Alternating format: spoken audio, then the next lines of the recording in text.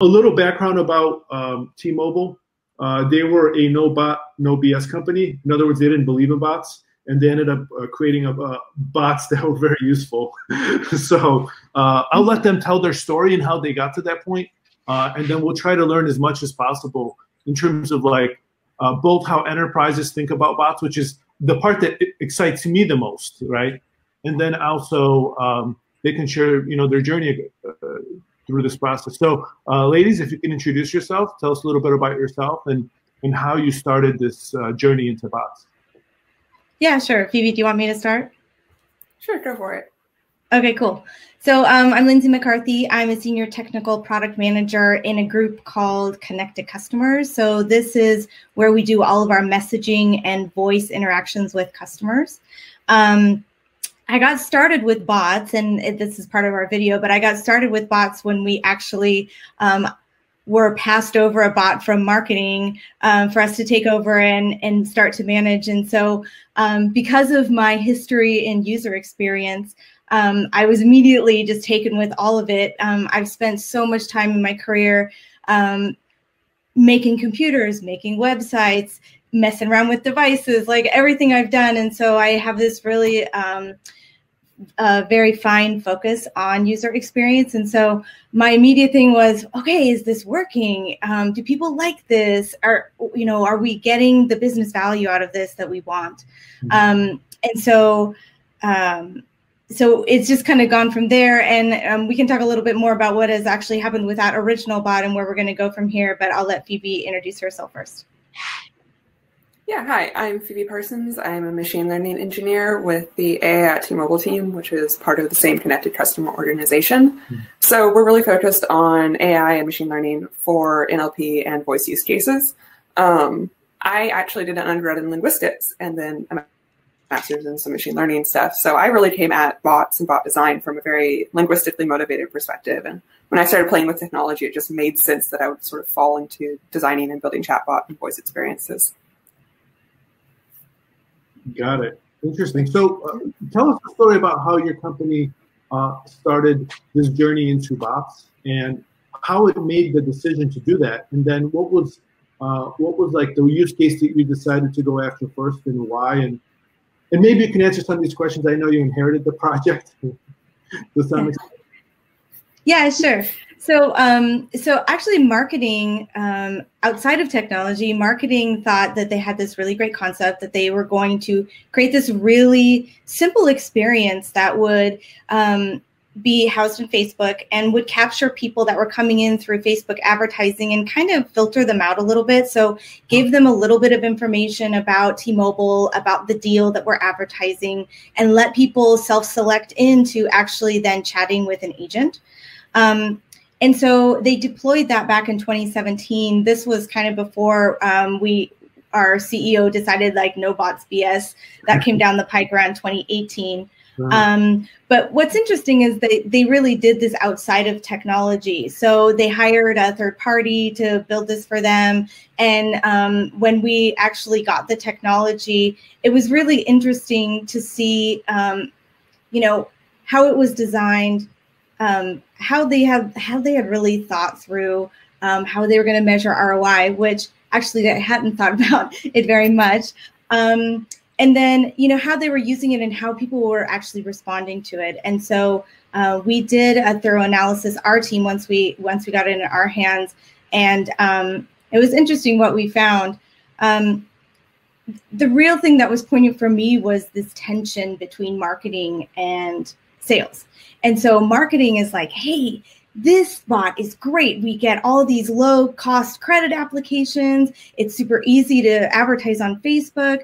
People are coming in. We get all this traffic. And then sales is like, the traffic that's coming in is terrible. We've got people that are coming in. They're swearing at us. They're giving us all these really inappropriate emojis. They're sending us pictures.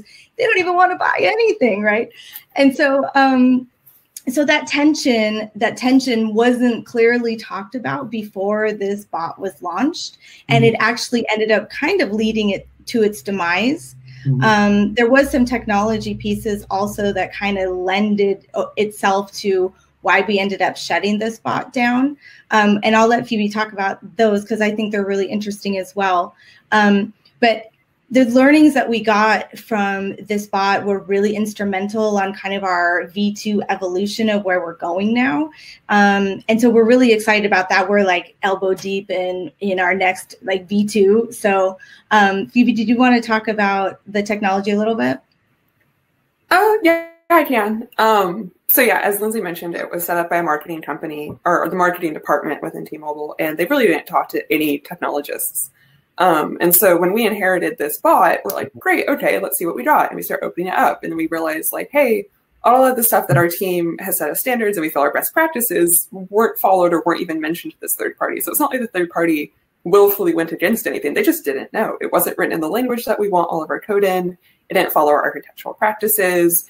It didn't have the same sort of source control. It was all GUI based, which as a developer, you want everything in source control. You want to be able to roll back changes or roll out changes. And you really want to have that beautiful paper trail. And that's something that's super important to us. Mm-hmm. And we just didn't have that with the bot. And so it was this sort of really hard question of, do we try to operate in this third party's manner, or do we try to convert everything into how we want it done? And it sort of caused this weird tension that if they had asked us and had brought us in and had let us talk to this third party, even if we hadn't developed ourselves, that could have been solved. We could have told them, hey, here's how we do stuff. Here's how we want things put in Git and written, and it would have just solved that problem. But since we were never asked, we were a little challenged by just inheriting something wholesale. I have a question, if that's okay. One of the things that I've noticed that a lot of companies don't have when they create chatbots is sort of a style guide. And as a linguist, you probably know a lot about this. I see it in graphic design. I see it in, when we get specs from clients and they have very detailed style guide on the product. But with bots, I don't see it that often in terms of the personality of the bot and things like that. So when you inherited the bot, how much of the personality or the characteristics were there? How much did you have to then create a style guide for it? Or was this something that was, what was that process like for you? Yeah, I would say that the bot really didn't have a personality. So style guide is hard because there wasn't a personality to write for. Yeah, I got the opportunity to actually work with the sister team who stood this up in marketing on developing Alexa and Google Home skills. And that was something that I definitely brought to the table, was like, hey, this needs to have a voice. We have to sort of, what do we want our bot to sound like? Not actually in terms of the voice, like the actual voice speaking it, but like, what language does it use? Is it enthusiastic? Is it timid? Is it friendly? Is it polite? Like, what is it? And how does that fit with the T-Mobile brand?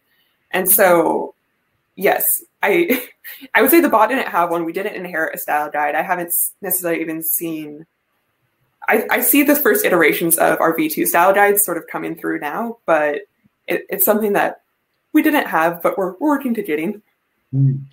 How are you making that decision on what that style guide should be like, or the chatbot personality? Is it, are you trying to like mirror the user or your ideal customer?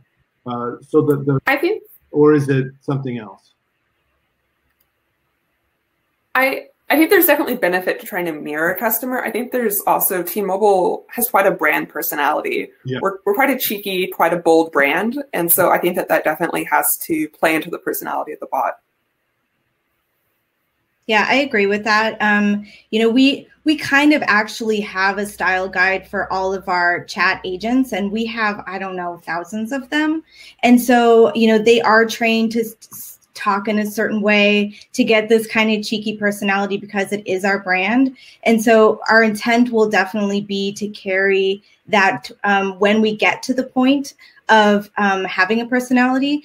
Right now, because we kind of scrapped that one for lots of different reasons. And so now we're trying to get something really fast to market to deal with COVID response, because we now understand that, oh my gosh, we really need some automation in place as soon as possible to help people out. And so, our first iteration for V2 is really just going to be super simple, just really hard-coded workflows that we just get out there as fast as we can, integrations with the systems that we need, and get it out the door. And then the next iteration will be, okay, let's get some NLP tools in there. Let's start to expand on the kind of questions that we can answer for them, get some of the personality in, and make it more of this really nice, robust experience. But right now, it's like the hail is get something out as quick as possible. And so that's what we're heads down doing right now. Got it. I have one more follow-up question, Stefan. Is that okay? Or jump in, Jason. You mentioned something earlier that really caught my attention about the fact that when you were reviewing the conversations, you were seeing inappropriate comments from users, inappropriate emojis. I spend a good portion of my day looking at those types of conversations and those types of interactions where users say things to the bot that they wouldn't normally say to another human being. So my question is, as a strategy, as a company, I know each company and each brand has their own strategy for dealing with it. And I'm sure that in V2 you'll also encounter these types of interactions. So what kind of strategy do you have in place for users who are abusive, racist, sexist, and so forth? Yeah, that's a great question. I think the number one approach should be to protect our employees from this. They don't want to pick up a Facebook conversation or whatever conversation and, get a middle finger. And so putting filters in place to capture some of those before they even get to an agent. We actually have pretty complex routing bots. We call them bots. They're probably not. They're more like workflows. But we have pretty complex routing when people come in to all of our chat channels. So we actually have a lot of chat channels outside of Facebook. We have Twitter, we have web, we have app, Apple Business Chat. We have a whole bunch. And so these routing agents can kind of capture some of that language and filter it out before it ever gets to somebody. And then also the third-party tool that we use has some of that filtering capability as well. And so for me, like the number one thing is like, don't make anybody's job worse.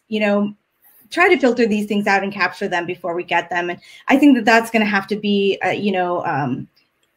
an analysis over time. If we're really getting a whole bunch of bad things, how do we make this better? But how we were doing it before was reasonably all right. Mm-hmm. Yeah, and I can just mention a little bit. So we actually had different types of intents for the negative stuff. So we had negative stuff of like a customer's just frustrated. They're like, I just want my phone to work, or I just want to get this deal, or, they're just generally frustrated. And then we had a different category that was just straight up abusive. And so if we could try to figure out through intents, is somebody frustrated but good intentioned, or is somebody just abusing a chatbot? And then trying, if they're abusing a chatbot, obviously we're not going to bring a human in. But if they're just being frustrated, we want to bring a human into that experience and try to help them out. Yeah. I think early on, and maybe still the case with bots, is that people see a bot, they know it's not a human. And so, of course, they go to this dark place of abusing the bot just to see what the bot will do. It's not like it's not perfect. Yeah. So I want to kind of get a better understanding of your use case. So initially it was a marketing use case with like a sales goal, and now it's expanding to customer service. Is that about right? So we actually, so the marketing one was definitely for prospects. So it was prospect facing, advertising through Facebook. So we actually ended up retiring that bot. And so the newer one is actually, yes, it's more care focused. And so, again, like the COVID situation has really accelerated our need for this automation. And so that's where we're focusing today. But for me, I think that there's so many opportunities in both arenas for prospects and for customers. And so, T-Mobile as a company, we really want to serve our customers the best. So we'll probably stick there for a while. But I think that there is a lot of opportunity in for prospects to help them, to help guide them to buying new devices, or even switching to T-Mobile, or any of those things, any of those processes that can be really difficult today. I think they can actually be super simplified by actually using a bot And so that's going to be my next focus as soon as we're kind of through this experience where we really need to focus on our cares and our customers and automating. Got it. Yeah, Dustin? Yeah, so one thing I've noticed, I was actually before this, I was on a call with a client where he was just asking me what are the typical use cases for bots, and it seems like in the beginning everybody does take that approach where marketing and sales, and that's kind of traditional. I know Alex had kind of mentioned it earlier as well. Like for most developers and companies like building web products, is let's start with the web product being a sales engine, which is great, and then you'll see a lot of companies expanding their sales force on just the initial sale. When actually a really good strategy in sales is retention and retaining people that you've already sold. And so while it's the top of the funnel is where most people start, we've seen most people expand and really grow and save a lot of corporate dollars and also keep retaining clients by having an amazing customer support for people who have already paid. They don't even have it. They take the chatbot down on their landing page and it only exists maybe on their like logged in portal where it only caters to people who actually have paid. It understands what program they paid for. If it's T-Mobile, I love T-Mobile, by the way. They understand their plan, their benefits, and if they want to upgrade or add a family member or add a business line and things like that, where it can cater those needs and things. As far as T-Mobile, is that kind of the direction that you're seeing a better use case evolve, where it's catering towards retaining more clients and making sure they're happy? Because inevitably, you guys people sleep, right? But I still have questions after hours and things like that with my phone line, and it's really important for me to get kind of a quick answer, or not have to sit on hold and things like that. And I love bots that have that use case. Is that the direction you guys are going in? Yeah, I think right now we're focusing on the immediate needs, but it's really going to come down to where's the highest need. So right now it's obviously like payment arrangements. We're focused on that. But after that, as we look to expand, I mean, it's really going to be more of a data analysis of where are people needing help the most. When we talk about, automating some of the sales pieces, like adding a line or buying phones, we're actually taking money out of sales pockets, like the actual folks that sell stuff, right? And so we have to consider that kind of impact. We're a big corporation. And so all of those kind of lateral moves need to be vetted with different groups to make sure that it makes financial sense. But I think the easy answer is that when it comes to just answering simple questions like, hey, what's my balance right now? How many minutes do I guess we don't do minutes, but how many, whatever question you have about your service, we should be able to automate those if you choose to self-serve those. So, we still have this no bots BS. They don't want us to put a barrier in front of our customers. And so, we're focusing on these things like payment arrangements because it is something that somebody can self-select into. We're not forcing them into there to take the place of humans.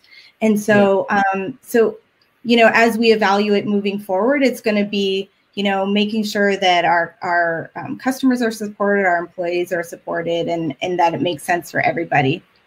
So you'd mentioned taking money out of the salespeople pockets, which I totally can relate to, and I get that.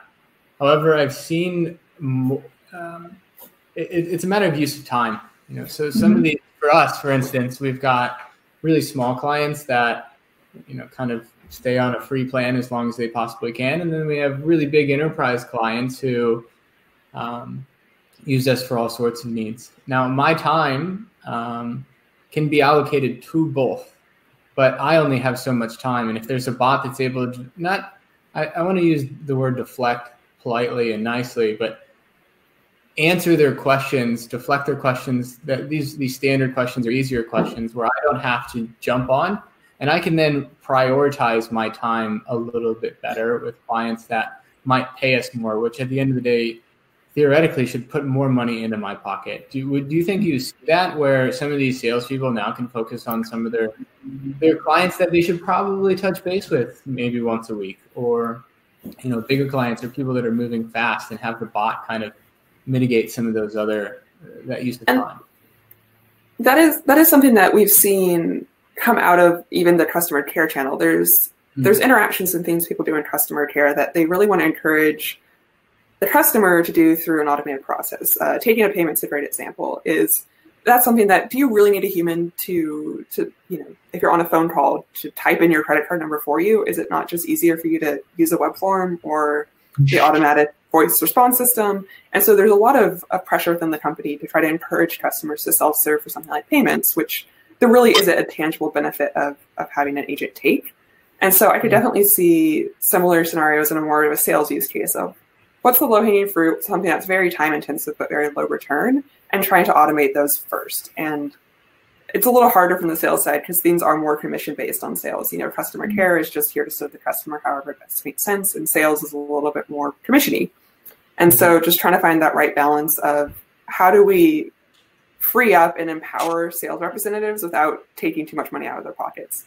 Yeah, and at times it's easy to overlook sometimes some of those low-hanging fruits that you were talking about, which you might not think about, where, let's say, a password reset, or I'll give an example of, we had Redbox as a client, and one of their biggest questions was, they would get inbound calls, was my disk is scratched. Now, it's a pretty standard generic answer for that. It's typically along the lines of like, spit on it, rub it on your chest, and try it again. And that works and that doesn't work, but the response was generally the same, and people weren't really thinking about, oh, well, if we automated that, and they were just like, oh, it's a pretty quick response, we can hopefully help them get on a call with them. But they ended up spending an average of 4 minutes and like 42,000 minutes almost every other day on that question, which it turned out to be a couple $1 million at the end of the year, just on that one teeny little low-hanging fruit. So it's interesting to see how a big corporate takes and prioritize something that's like low-hanging fruit, but actually has a pretty dramatic impact on time. Mm-hmm. Mm-hmm. Okay, guys, so we have just a few more minutes left, and I want to get to some of the questions from our audience. Also, I have two questions that I think are really important. One is like, how do you decide what technology to use in the sense of you don't want to reinvent the wheel, and maybe you're probably going to use like an NLP platform.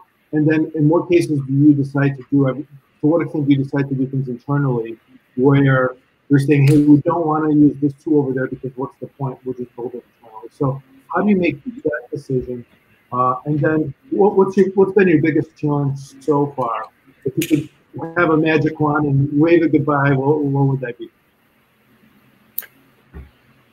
Yeah, I can try to answer some of at least the first question. Okay.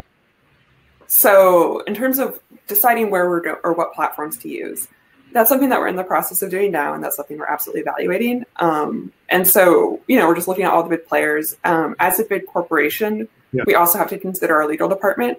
We have a lot of very strict rules around how third parties are allowed to see our customer data and how they're allowed to store customer data.